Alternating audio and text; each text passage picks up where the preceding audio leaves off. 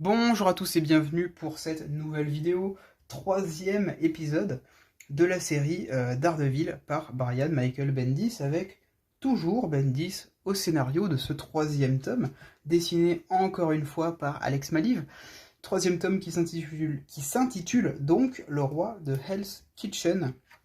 On avait quitté notre ami Daredevil, venant de mettre une raclée, allez, le focus, merci. Mettre une raclée au caïd. Il l'avait laissé un peu sur le carreau et avait décidé de reprendre le contrôle de Hell's Kitchen. Voilà.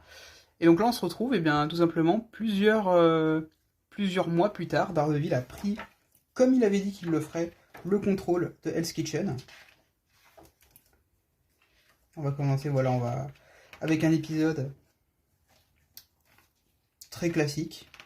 Relation Matt Murdock, Mila Donovan, toujours. On met toujours tout ça en place. Sauf que Matt Murdock va recevoir la visite des Avengers, du moins des Illuminati, mais qui sont également membres des Avengers, qui vont lui dire, grosso modo, nous, ce que t'as fait, on pense que c'est pas la meilleure chose à faire. T'as des soucis en ce moment d'identité secrète et tu dois faire profil bas, parce que notre identité secrète à nous aussi est menacée. Voilà. Et donc, effectivement, Daredevil va devenir une cible, Matt Murdock également. Notamment, voilà, Matt Murdock qui va se faire attaquer alors qu'il est avec Mila en plein milieu de la nuit. On va suivre également Ben Urich qui va mener un peu l'enquête pour savoir comment est-ce que tout ça est arrivé. Et là, le problème avec ce premier arc, le gros souci, c'est que scène d'action et Alex Maliv, ça fait deux.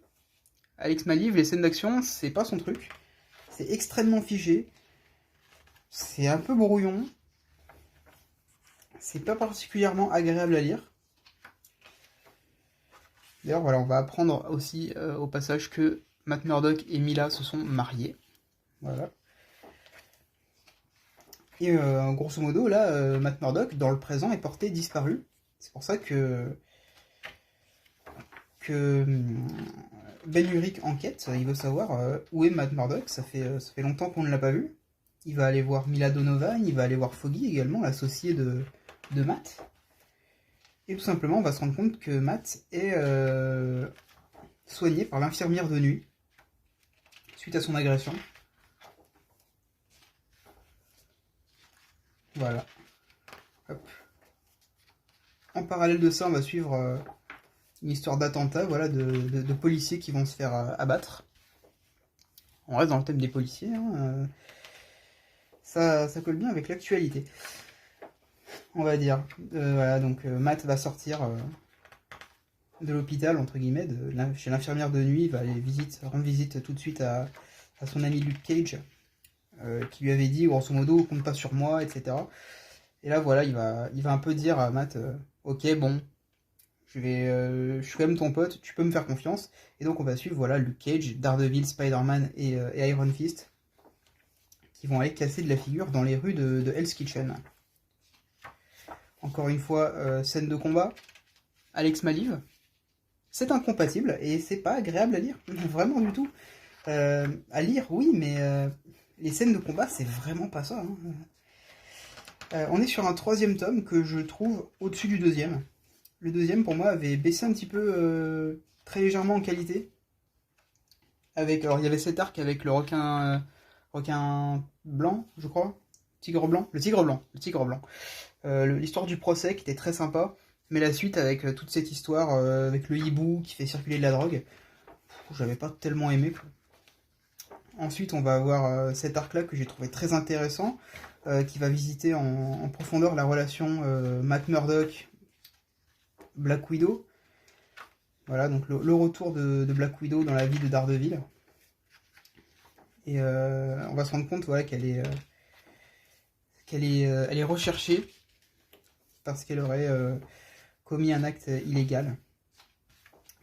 Une histoire, sombre histoire, d'échange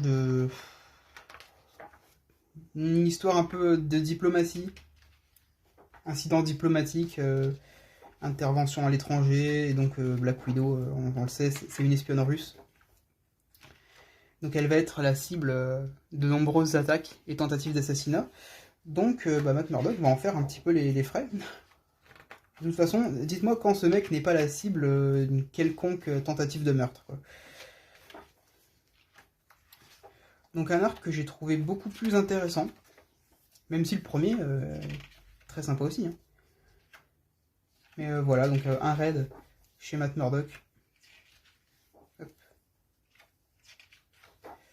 Un deuxième tome que j'avais trouvé un peu en dessous, je vous l'ai dit. Ce troisième tome là remonte un petit peu en qualité. Grosso modo, hein, le run de Bendis, vous l'avez peut-être compris, c'est pas le run que je préfère. Vraiment. Mais ça reste toutefois très sympa. On va être, voilà, donc sur le dernier arc.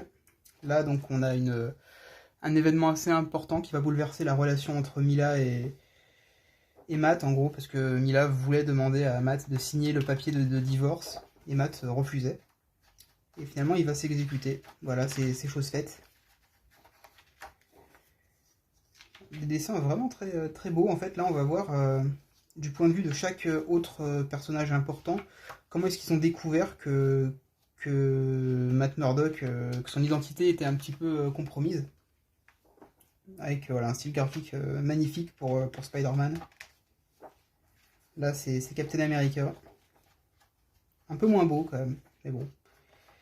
Et là, voilà, on va revisiter un petit peu sous un autre style graphique la fameuse scène du tome 2. Daredevil va prendre le contrôle de Hell's Kitchen. Là, on va avoir la rencontre avec le Punisher. Graphiquement, pas top, je trouve, mais bon. Là, on a la vision du Docteur Strange. Voilà, on va voir à chaque fois le point de vue d'un personnage différent sur sa relation avec Daredevil ou Matt Murdock, tout dépend. Quelques couvertures alternatives d'Alex Maliv, le costume jaune. Et voilà donc pour ce troisième tome que j'ai trouvé un peu meilleur que le deuxième, faut bien le dire, mais encore une fois, ça n'arrive pas à la hauteur de la claque qui avait été le premier tome. Voilà, j'espère que cette vidéo vous aura plu. On va bientôt conclure cette série parce que plus qu'un seul épisode avant la fin. Donc moi j'espère que ça vous aura plu. Et puis je vous dis à la prochaine. Allez, ciao!